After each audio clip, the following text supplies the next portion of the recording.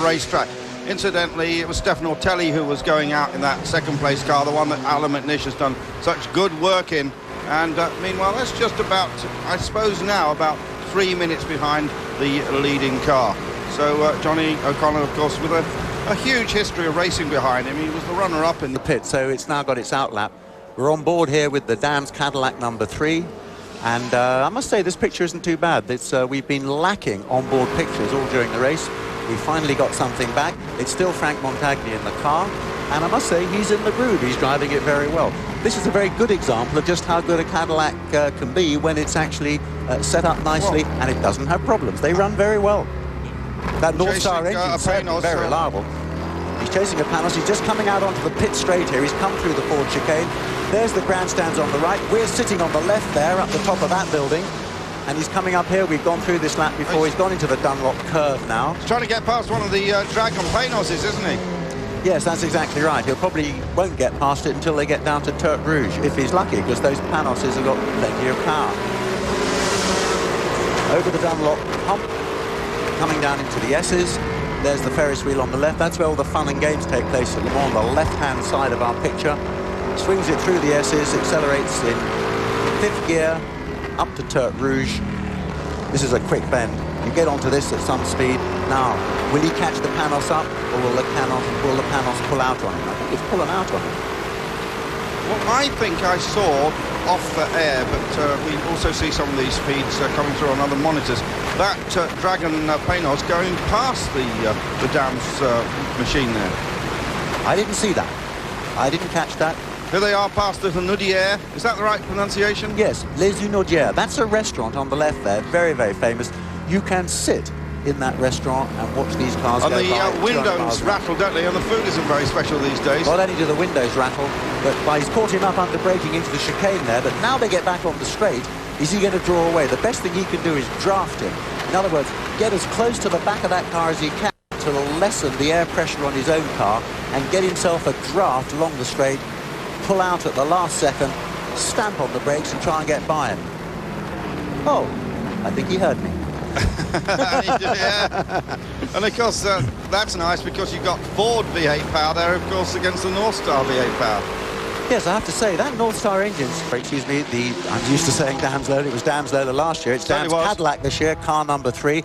And I must say, it is going very, very well. This is very encouraging for Cadillac. They now know just how well their cars can go. They may have to hone their own show a little bit, but DAMS has certainly given them a very good example of what you can do with one of these cars when you've got some experience. And that's what Cadillac are getting at this year's Le Mans 24-hour race.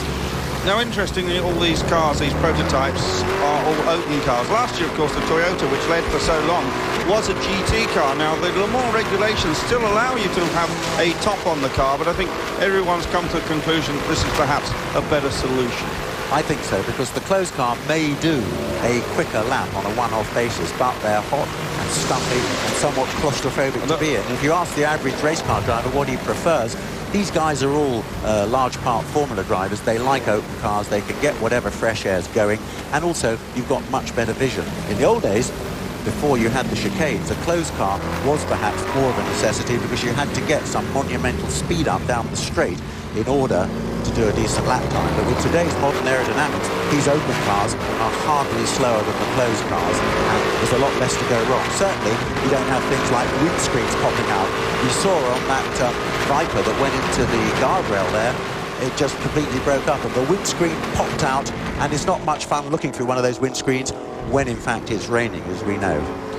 So I think open cars is the That's the answer. Well, the leading car is now completed 267, and then the group of Vipers.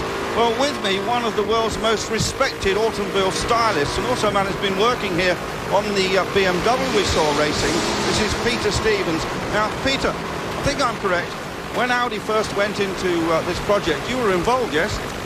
What happened very early on, yes, was that Audi wanted a feasibility study, and it was convenient for someone who was involved in racing to do a bit of feasibility study for them. That was quite separate from the design of the car. The design of last year's and this year's weren't anything to do with me, but I gathered the information beforehand about what this kind of racing entails, really. And you love this sort of racing. Of course, we've seen you in the past helping David Price, of course. Yeah, it's actually the 21st year that I've been here. Considering the very first year I came, I told myself I wouldn't, and I even wrote myself a note to be open at Easter to say, don't go back to Le Mans. And I obviously ignored the note completely and have done so for 21 years. Now, you've got quite a mixed life, but one of your other roles is it right you're a professor of engineering and you train people to be automobile engineers? Have I got that right? I'm a visiting professor actually at the Royal College of Art, and they're in fact automobile designers. Yeah, so that's helping to train future designers, but I still work as a consultant designer, amongst other things, for ProDrive on the World Rally cars, the Subarus, and I was involved last year with BMW on what I call the white bits of the car, which in fact won, the black bits being the magical stuff underneath that we left to the Williams people. But I also updated their 98 car for privateer Thomas Boucher, and I've been helping to run that this year. How important, Peter, is aerodynamics in these cars? Obviously, we know that Formula One teams spend enormous amount of time in wind tunnels, and I believe Audi haven't actually used one of the famous wind tunnels. Yeah, I think they have a pet wind tunnel somewhere in Switzerland or something like that, but I'm sure that it's one that they're so familiar with, because what you do need to do is use the same wind tunnel, so when you go back, you can compare your previous results and previous experiences with your latest modifications. Aerodynamics is crucial here. It used to be that it was crucial for the lowest possible drag, because when there weren't any chicanes on the straight, you needed to go jolly fast, and that became the primer. Now that you've got the chicane with the Porsche curves, you need a car which handles spectacularly well and has a lot of downforce through those Porsche curves. Now, Audi have got this absolutely, we're actually on board here, and you can probably tell us what some of these switches do. If you can see that, you probably haven't been involved in this particular car. But no, this is the DAMS Cadillac, but what you can see he's been doing is disconnecting his drinks bottle, disconnecting the radio, loosening the seat belts. With one thumb, he's depressing this pit lane speed limiter as well. He might be changing the mapping, as they call it, of the engine. I don't know whether they do that. He can do that. In fact, Guy Hobbs is down there at that pit stop. Down at the Cadillac pit stop, and we are having a driver change. Just trying to figure out exactly who's getting in, who's getting out there. Otherwise, it's a routine stop. Fuel going in. They are going to put a whole new set of Pirellis on as soon as that fuel is in. And my view is being blocked here. I'm trying to get a read on the helmet. Montagny is getting out, and I think it's Eric Bernard getting in. But Bernard and Collard have actually got very, very similar helmets, so it makes it a bit tricky. It does make it a bit tricky, you're right. And I think it is Bernard getting in. And now the tyres are starting to go on.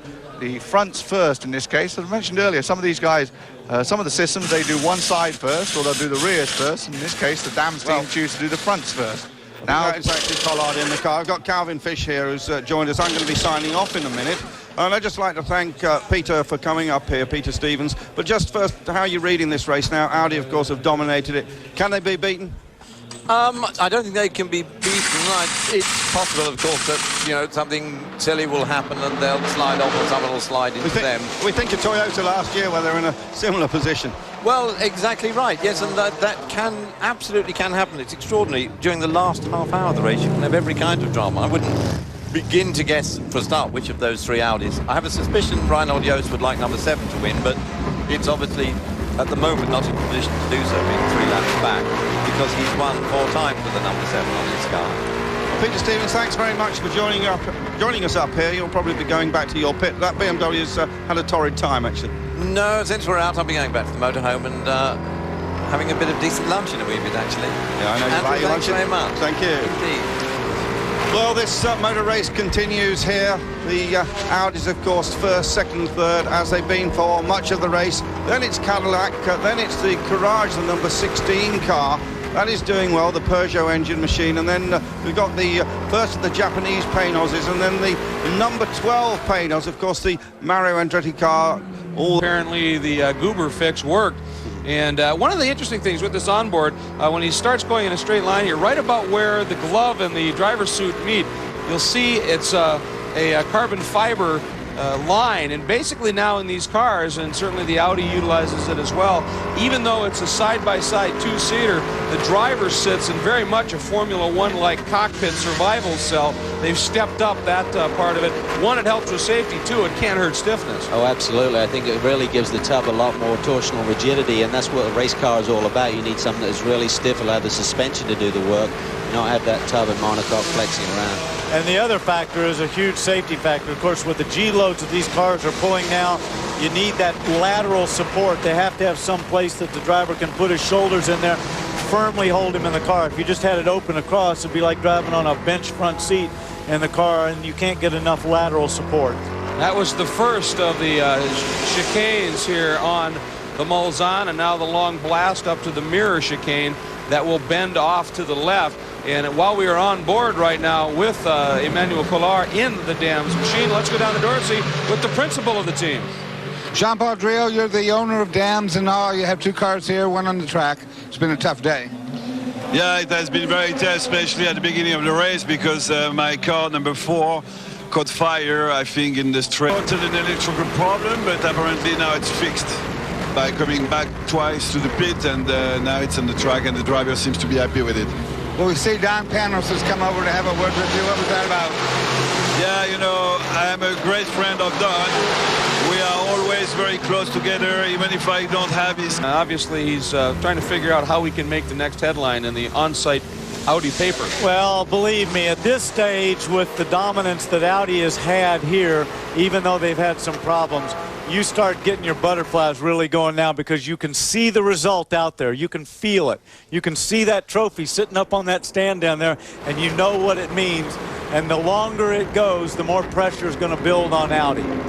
Good shot there on board the French television, utilizing the magnifier, and you can see some of the components. You saw his thumb on a button, could very well have been the radio that he was working for just a minute there. Well, of course, most of the time these guys are running a radio. They don't have any boost thing that they can do up or down. He's probably radioing back to the pit. See him go across there. I can't tell what all the buttons are they've changed, but it sounds like the radio communication back and forth. He's certainly not coming into the pit, so he wouldn't be doing anything there. Now here he comes on the front through the forward chicane there onto the front straightaway. You see the kickback there. He's off the throttle a lot there in the corners, maybe using slightly higher gear. And good torque from that Northstar engine there coming off the turns. Yeah, and of course you know this track as well as anybody. That little section right there, it doesn't do you any good to throw the car through there, because there's no speed to be gained in there. You can just make a mistake. What you want to do is clean through that left-hander, real clean through the right-hander, and off and up that straightaway as fast as you can. And underneath the legendary Dunlop Bridge, the plummet, you have no idea how steep this drop is, folks, down into the S's. And now facing him is Terre Rouge and the blast down Mulsanne and the two chicanes. So Emmanuel Collard at work in the office of the DAMS Cadillac. We're going to take a break, and we will be right back to Le Mans. Car that we just saw on our screen. They've finished 7th here the past couple of years. They're now running 6th and 7th, so they're certainly looking forward to an improvement here. And here we are, we're on board with Collard again in the DAMS Cadillac. As you can see, he's coming down into that final chicane area again before the front straightaway. Seems to be in a very high gear through that section. Listen to the torque coming off the turn. You really try and have an engine that's got good drivability. You don't want the power to come in suddenly on an endurance event like this. And the engine tuners really work hard at that. Good, smooth delivery is what you want in a long-distance race. Let's go down to pit lane. Dorsey, I understand, is with Don Panos.